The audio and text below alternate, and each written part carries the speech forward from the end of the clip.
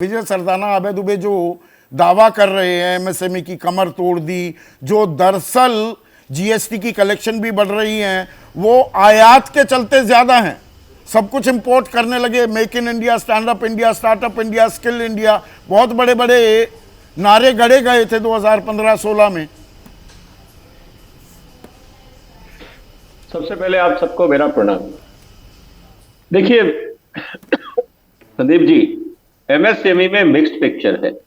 भारत सरकार ने जो मेक इन इंडिया का प्रयास किया, जिस तरह से ई कॉमर्स पे बढ़ोतरी दी, इन सब के कारण काफी क्षेत्र में जो एमएसएमई है उनका फायदा हुआ।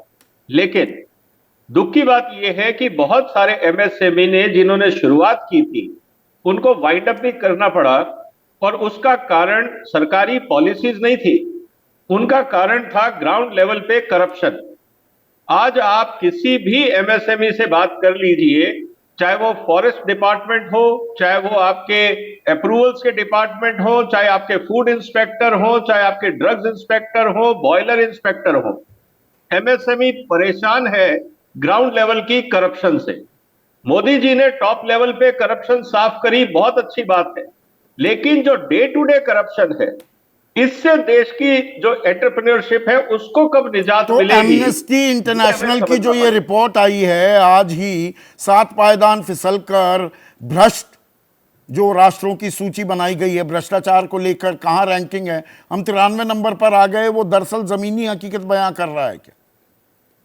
इनफैक्ट करप्शन बढ़ गया है। जो करप्ट लोग हैं वो ये बोल रहे हैं कि मोदी साहब बहुत स्ट्रिक्ट हो गए हैं, इसलिए अब आपको रिश्वत ज्यादा देनी पड़ेगी क्योंकि हमारे पे खतरा बढ़ गया है।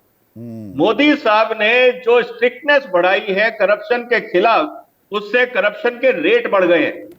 मोदी साहब को यह समझना होगा कि आप जो अच्छा काम करने जा रहे हो, आपका जो इंस्पेक्टर राज है अभी तक वो हिंदुस्तान के स्टार्टअप्स को परेशान कर रहा है, एमएसएमई को परेशान कर रहा है। यहां पर आपने स्टार्टअप शब्द इस्तेमाल किया, विजय भाई 1 मिनट रोकूंगा। राजेश जब स्टार्टअप्स की बात कर रहे थे, 1 लाख स्टार्टअप शुरू हो गए, मैं मुस्कुराया था, तो इन्होंने थोड़ा ऐतराज दर्ज किया। मैं मुस्कुराया इसलिए था कि वर्ल्ड वाइड एक ट्रेंड है स्टार्टअप्स में, मतलब कौन खड़ा रह जाता है, अट्रिशन रेट वो खत्म जो हो जाते हैं। स्टार्टअप बल्ले बल्ले करते हुए शुरू तो होते हैं, 70 से 75% में ताले लगते हैं साल 2 साल बाद। मैं मुस्कुराया इसलिए था, गलत तो नहीं मुस्कुरा रहा था मैं।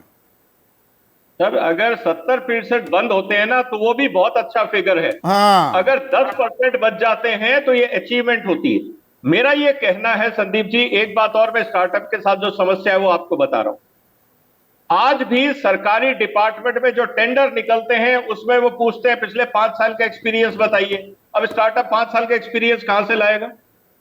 कहने का मतलब ये है कि जो स्टार्टअप हो रहा है, क्या हो रहा है, जो डिफेंस का डिपार्टमेंट है या बाकी जो क्रिटिकल एरिया है जहां स्टार्टअप शुरू हुए हैं, कंपनियों ने क्या किया है कि स्टार्टअप के नाम पे कंपनियां खोल ली हैं, विदेशी स्पेयर पार्ट लाते हैं, यहां सिर्फ उस पर स्क्रू लगाते हैं और कहते हैं जी ये स्टार्टअप बन गया, नई टेक्नोलॉजी बन गई। देखिए, कल बड़ी घोषणाएं तो नहीं हो सकती, लेकिन लेखा जोखा रपट भी दी जाएगी पिछले 10 सालों की, और आने वाले वक्त की कोई दिशा और उसके अंदर कुछ तरमीम। ये सिर्फ कह देना भाई हम बनना चाहते हैं विकसित मुल्क, हम विश्व गुरु बनना चाहते हैं, आप भी चाहते हैं, मैं भी चाहता हूं, we are very proud Indians, लेकिन वो राह में जो दिक्कतें हैं, रोड ब्लॉक्स हैं, क्या उनको भी एड्रेस करते दिखना चाहिए कल?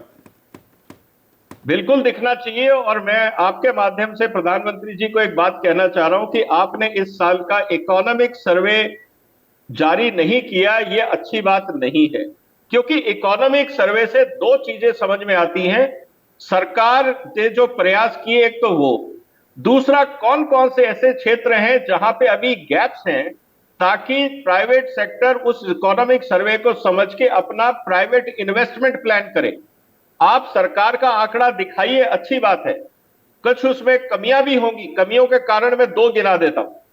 एक तरफ आपने ये कहा कि हिंदुस्तान में खाद्यान्न की भरपूर प्रोडक्शन हो रहा है, लेकिन दूसरी तरफ आपने चीनी का एक्सपोर्ट बंद किया, गेहूं का एक्सपोर्ट बंद किया, चावल का एक्सपोर्ट बंद किया, तेलों का एक्सपोर्ट बंद किया, प्याज का एक्सपोर्ट बंद किया।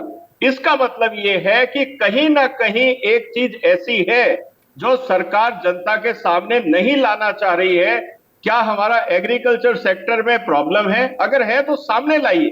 जैसे ही घड़ी का काटा दोपहर 2:30 पे आए, बबीता जी का दिल सास बहू साजिश के लिए मचल जाए। और ये है इनकी बहू, पूरे दिन ऑफिस की टेंशन हो जाए गॉन जब ये करें अपना फेवरेट शो फ्री टाइम पे ऑन। इनकी तरह आप भी देखें अपना फेवरेट शो अपने टाइम पर और डाउनलोड कीजिए एबीपी लाइव ऐप अपने स्मार्ट टीवी पर।